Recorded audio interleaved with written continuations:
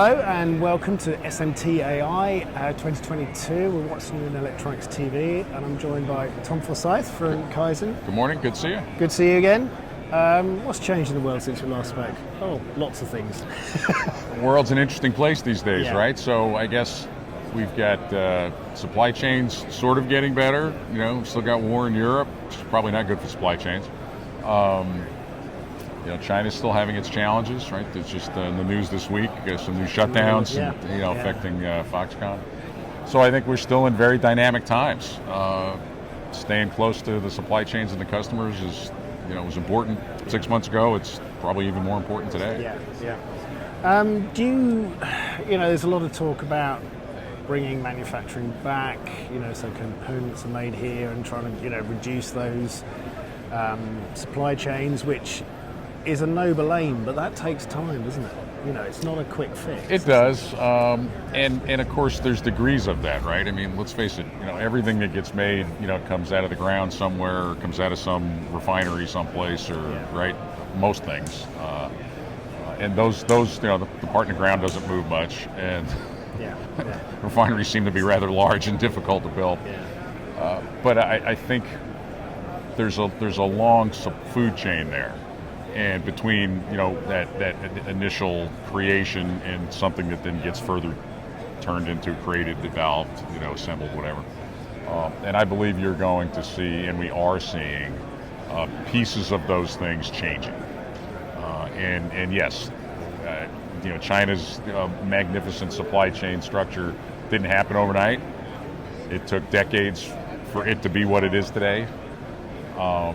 It won't be a parallel system won't be created in an hour, but the longest journey begins with the first step, and it's pretty clear those early steps are underway at various points in the process.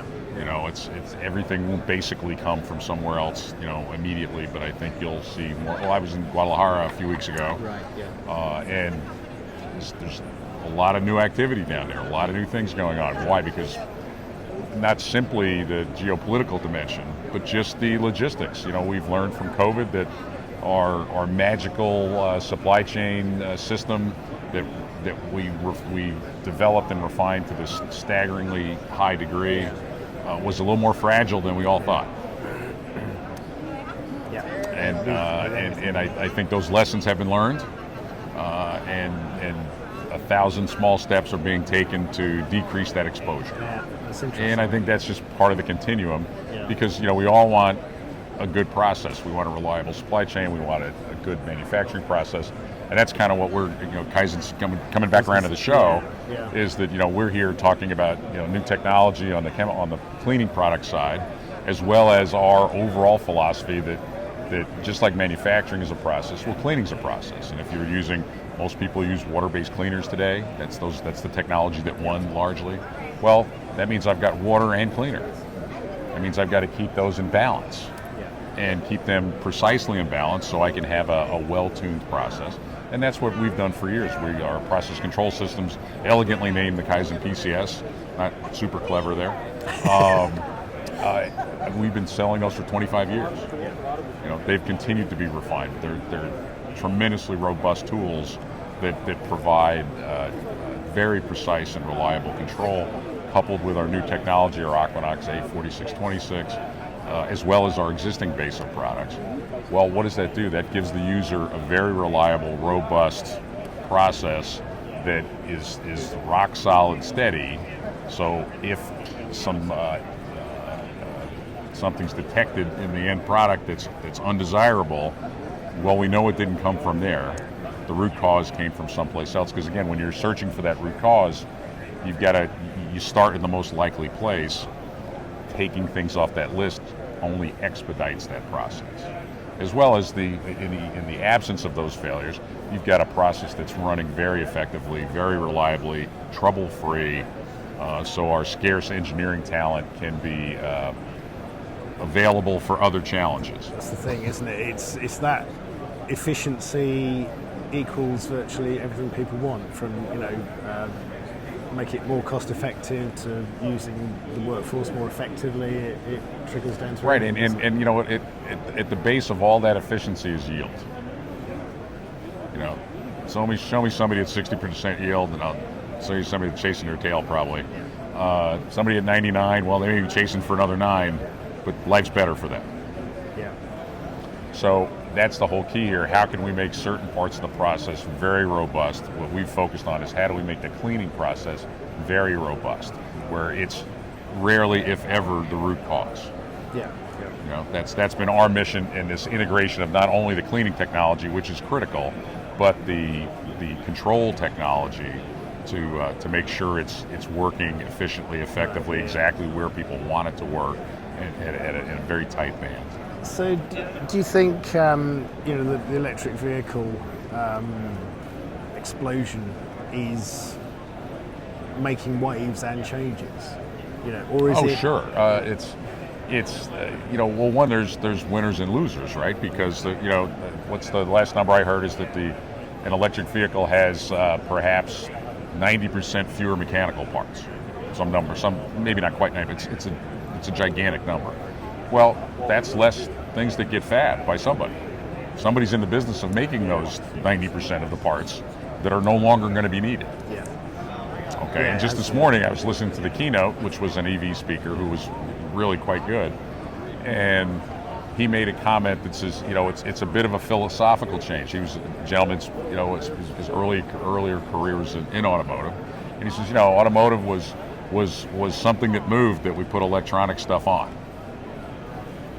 and now we're making this electronic thing that moves, and that's a fast. It seems like semantics, but it really is a very different perspective change, and so that's is very big for the industry, but then again, where does it fit in the puzzle?